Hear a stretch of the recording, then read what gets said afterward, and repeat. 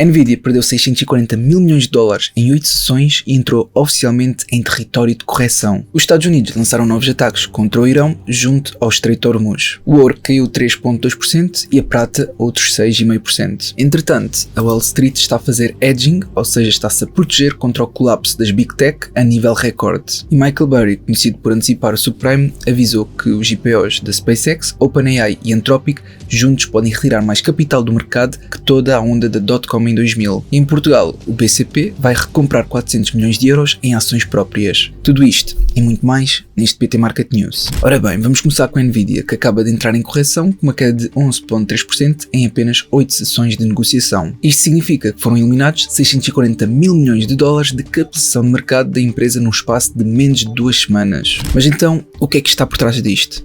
A Huawei apresentou uma nova arquitetura de chips que está a desafiar diretamente a posição dominante da Nvidia no mercado de hardware para inteligência artificial. Ou seja, a narrativa que a Nvidia era a única opção viável para treinar modelos da AI está a ser posta em causa. E o mercado está a reagir a isso. Passando para o Médio Oriente, a situação entre os Estados Unidos e o Irão voltou a escalar de forma significativa. Os militares norte-americanos lançaram novos ataques contra instalações militares iranianas perto do Estreito de Hormuz.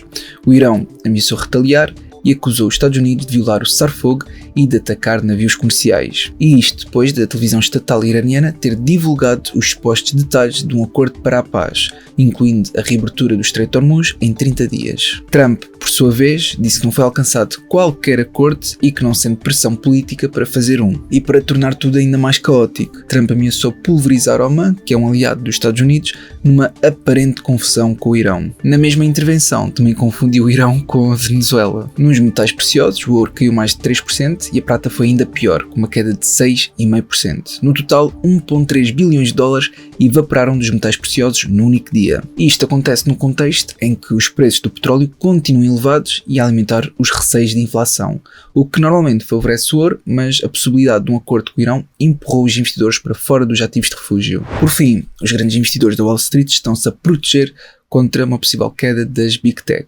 tal como nunca antes foi visto. Os volumes de negociação para esta proteção relativamente ao hedging disparou 900% desde o início do ano. Basicamente o que está a acontecer é que estas empresas institucionais estão-se a tentar proteger através de seguros para que possam de alguma maneira precaver algum colapso da dívida massiva que as Big Tech pediram para o boom de inteligência artificial. Passando aos restantes destaques no mercado de ações, o futuro do S&P 500 atingiu o nível mais alto de sempre, acumulando uma subida de 19,7% desde o fundo de 30 de março. A Goldman Sachs subiu o preço-alvo para o S&P 500 no final do ano para 8.000 pontos, sendo que os analistas do banco estão entre os mais otimistas da Wall Street neste momento. A Snowflake disparou mais de 30% depois de ter apresentado resultados que foram acima do esperado, impulsionado pela procura de serviços ligados à inteligência artificial. Do lado oposto, a Zscaler afundou 31% no pior dia de sempre da empresa, depois de apresentar previsões que foram consideradas prudentes ao anunciar uma reestruturação da equipa comercial. Esta empresa de cibersegurança já perdeu metade do seu valor no último ano. A Salesforce bateu as estimativas de receita e lucro, mas as previsões para o ano ficaram abaixo do que o mercado queria. No fundo, a preocupação é que os modelos de inteligência artificial possam vir a substituir parte do software tradicional que a Salesforce vende. Entretanto, a Meta lançou novamente subscrições pagas para o Instagram, Facebook e o WhatsApp. E a Micron continua a ser uma das histórias mais impressionantes do mercado. A ação subiu mais de 7% na abertura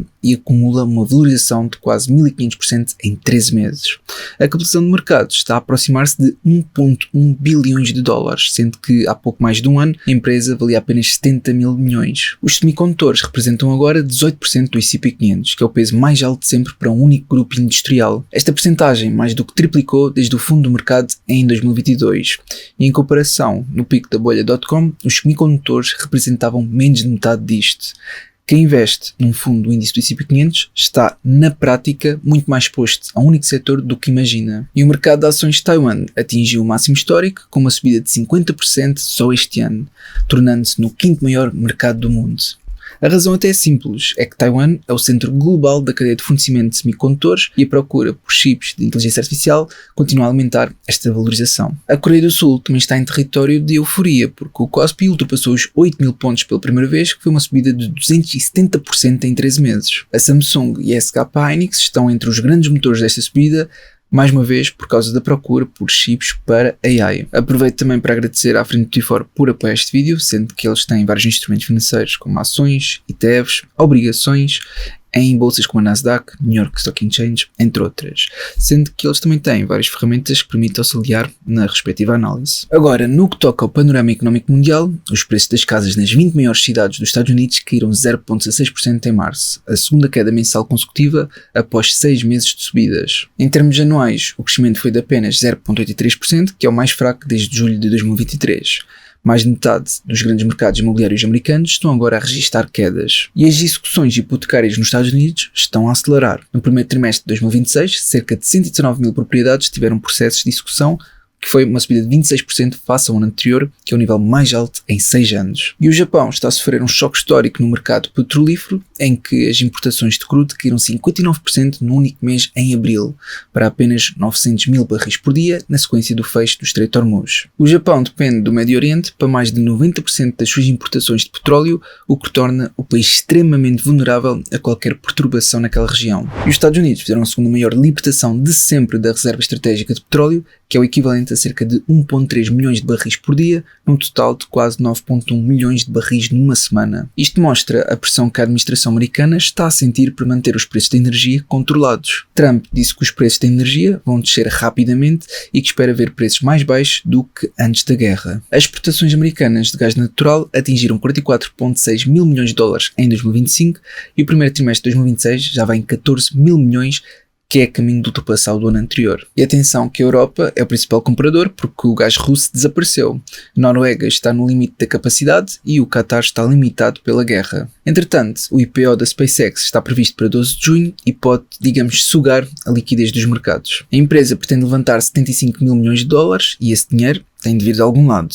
Os clientes da gestão de fortunas do Bank of America já estão com os níveis de liquidez mais baixos de sempre a 9,9%. Michael Burry avisou que os IPOs da SpaceX, OpenAI e Anthropic juntos podem retirar mais capital do mercado que toda a onda de dot-com em 2000. No campo da geopolítica, Israel declarou uma zona alargada no sul do Líbano como uma zona de guerra, aconselhando os residentes a retirarem-se. O presidente iraniano declarou que a guerra económica é agora o principal campo de batalha, depois do que chamou de fracasso militar inimigo. O Irão também condicionou qualquer acordo de paz à libertação de 24 mil milhões de dólares em ativos congelados. E Trump rejeitou a proposta iraniana de trocar o levantamento de sanções pela entrega do urânio enriquecido. Também disse que não ficaria confortável com a Rússia ou a China a ficarem com estoque do urânio altamente enriquecido do Irão. Fora isto, Putin disse estar disponível para negociar com a União Europeia sobre a arquitetura de segurança da Europa. E o primeiro-ministro português, Luís Montenegro, voltou a defender que a Rússia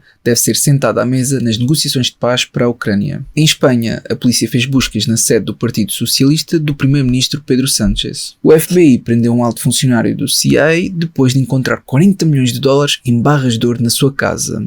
Portanto, obviamente que alguém levou a sério demais investir em ativos de refúgio. No setor das criptomoedas, Trump fez uma declaração prometendo codificar uma estrutura de mercado de ativos digitais à prova de futuro que não possa ser desfeita por quem odeia cripto. E os pagamentos com cartões de criptomoedas atingiram um recorde acumulado de 7,8 mil milhões de dólares, com os volumes mensais a subirem 230% desde maio de 2025.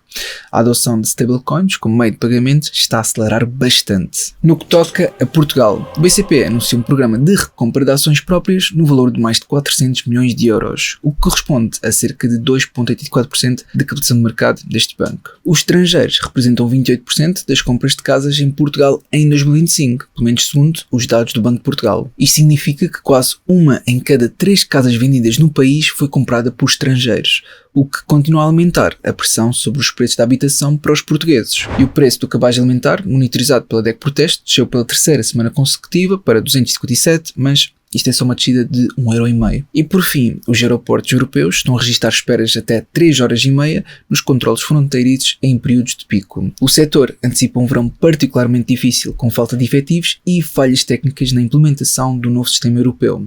Portanto, isto é tudo o que eu queria partilhar por este PT Market News. Eu realmente espero que tenha sido útil. Se foi, não te esqueças de colocar um gosto para apoiar e até uma próxima.